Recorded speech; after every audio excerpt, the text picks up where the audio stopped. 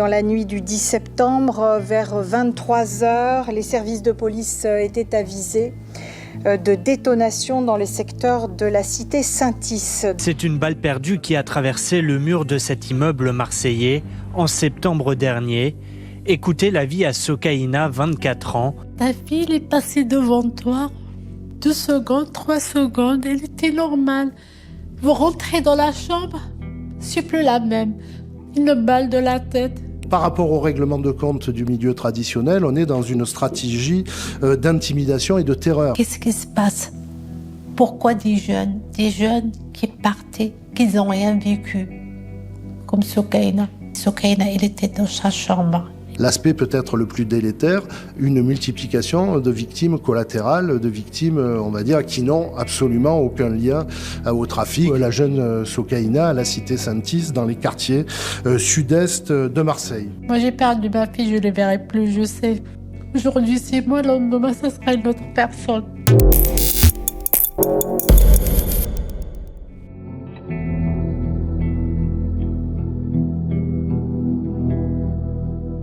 L'assassinat de Sokaina en septembre 2023 à Marseille n'est pas seulement un fait divers tragique.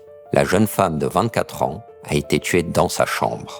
Bien qu'étrangère à la criminalité organisée, aux deals, aux mafias, au narcotrafic, Sokaina a pourtant été abattue pendant qu'elle révisait ses cours de droit. Sa mort, celle de l'innocence foudroyée, résonne comme une illustration et un rappel de ce que sont les mafias. Des organisations pour lesquelles la vie humaine ne compte pas. La violence mafieuse n'est pas un long fleuve qui respecte et reste dans son lit criminel.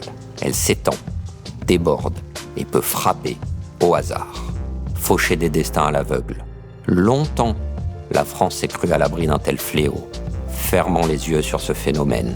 Malgré l'ampleur du narcotrafic, que rien ne semble pouvoir arrêter, malgré sa porosité toujours plus grande avec les sphères économiques, politiques, bancaires, malgré la corruption qu'elle génère, le blanchiment qu'elle engendre et les existences qu'elle broie.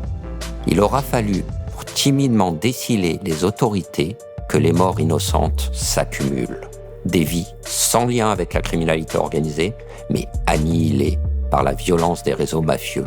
Pour honorer leur histoire et leur mémoire, l'association Crimalt, une référence dans la lutte contre la criminalité organisée et ses effets sur la société, appelle, dans un texte publié sur Blast, à faire du 21 mars une journée nationale des victimes de la mafia, à l'image de celle qui existe en Italie, pour ne plus oublier ces vies brisées par une criminalité organisée dont la férocité n'épargne plus personne, et ces visages, comme celui de Sokaina, un destin brisé, le symbole de la violence des narcos et de la menace qu'ils font peser sur toute la société française. Mon nom, c'est Zorwal et mon prénom, c'est Laïla. Je suis arrivée à Marseille il y a 25 ans à peu près. Je m'appelle Sabrina. Je suis du coup la sœur de Sokaina, qui a été tuée dans sa chambre le 10 septembre 2023. À ce moment précis, je vis seule avec ma mère.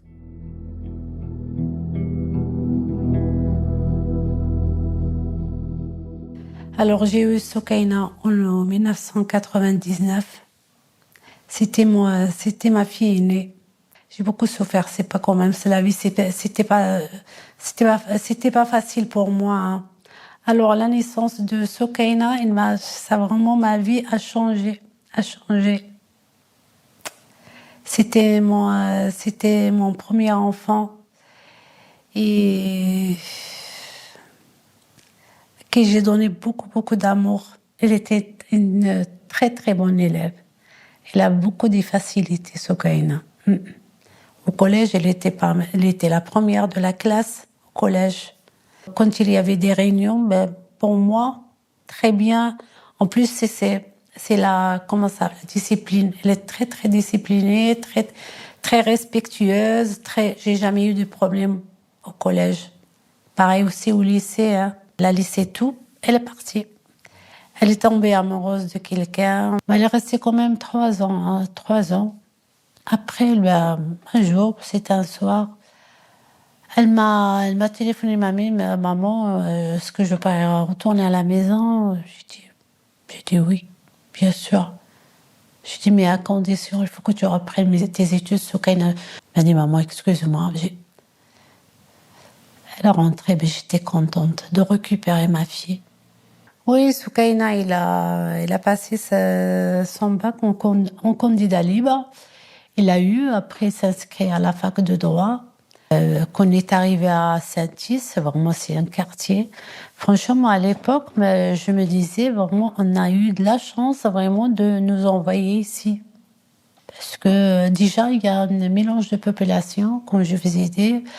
Après, le quartier était propre, tellement propre. Vous voyez personne dehors, personne. Après, il y a 7 ans de ça, là, le quartier commençait à se dégrader. Là, quand vous voyez les jeunes là, c'est toujours les jeunes là qui sont c'est des dealers, hein. Les jeunes là qui sont installés 24 heures sur 24. Là, vous comprenez, c'est de la drogue. Il y a beaucoup de tirs, hein, mais c'est la nuit toujours. Ça se passe, c'est vers les 4 heures, 3 heures du matin, 2 heures, parce que le soir, on dormait pas. Hein. Le narcobanditisme agit à Marseille comme une sorte de gangrène qui abîme jour après jour, année après année, le tissu social. C'est impossible. Le soir, ils mettaient du feu, des pétards, des motos, les motos, la crosse, on dormait pas.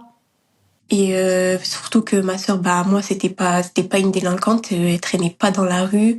C'était très rare qu'elle sortait avec ses copines. Donc pour moi, ça allait jamais arriver. Que moi-même aussi, parce que moi, je suis pas une fille qui traîne dans ce quartier-là. J'ai jamais su que ça allait arriver.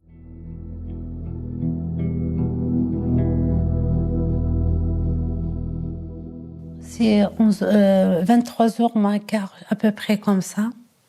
J'étais au lit, parce que dans l'appartement, il y a 2 chambres. Une chambre pour Soukaina et une deuxième chambre, je la partage avec ma fille. J'étais allongée avec ma fille. On a mangé tout. Soukaina, c'est toujours la dernière qui mangeait. Elle est sortie, Soukaina, elle a préparé son café au lait, elle a bu son café. C'est toujours elle pour se préparer, une préparation pour aller travailler sur l'ordi. Et puis, il est rentré, mais d'un coup, on a entendu des tirs. Moi, je croyais au début, c'est des pétards. Mais quand c'est là où j'ai su que c'est des armes, c'est pas des pétards. Après, je suis retournée à la chambre. Et puis Sabrina, elle voulait récupérer son chargeur pour son téléphone. Elle est rentrée. C'est là où elle a vu sa sœur en sang. Ta fille, elle est passée devant toi. Même pas 5 minutes, même pas 1 seconde, 2 secondes, 3 secondes. Elle était normale. Vous rentrez dans la chambre, c'est plus la même.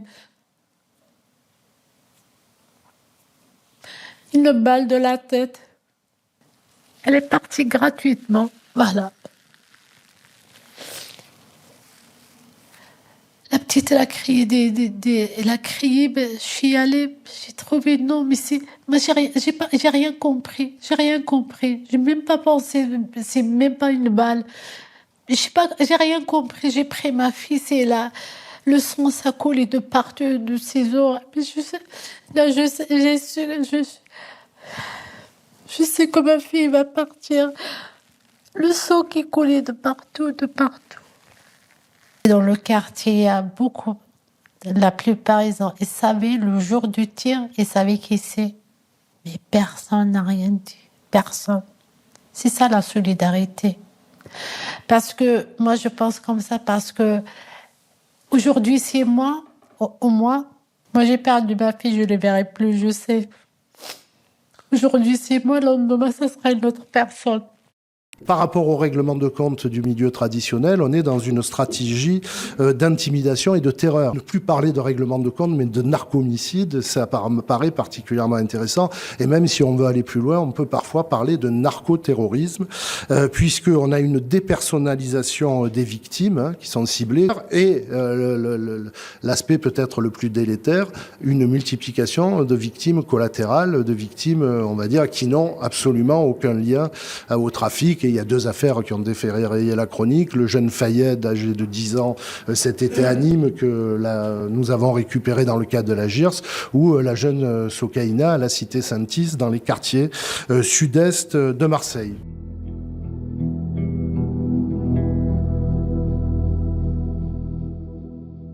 Je comprends pas ce qui se passe. Je comprends pas. C'est même pas par rapport à la justice, même par rapport à je sais pas, aux responsables. Je comprends pas ce qui se passe exactement. C'est pour ça il faut quand même, il faut qu'ils nous disent ce qui se passe. Il faut qu'ils nous disent la vérité. Qu'est-ce qui se passe?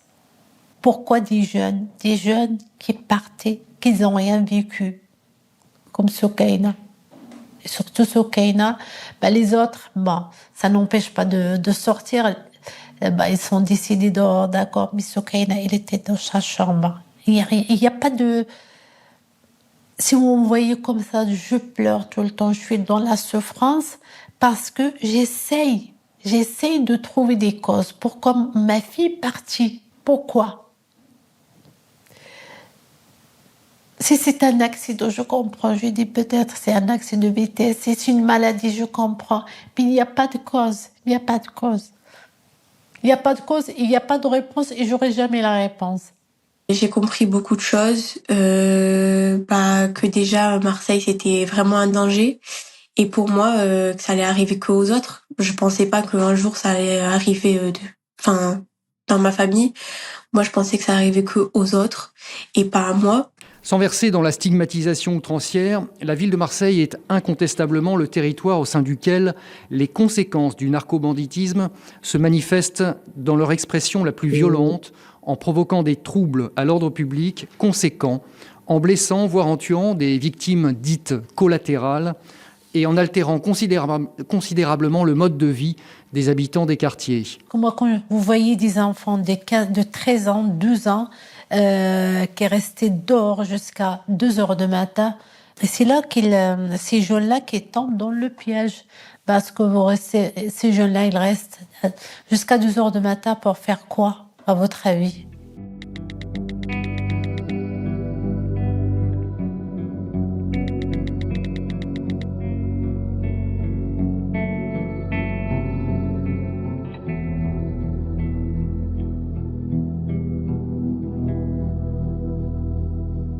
Moi, le narcotrafic, je pensais pas que ça allait impacter les gens innocents.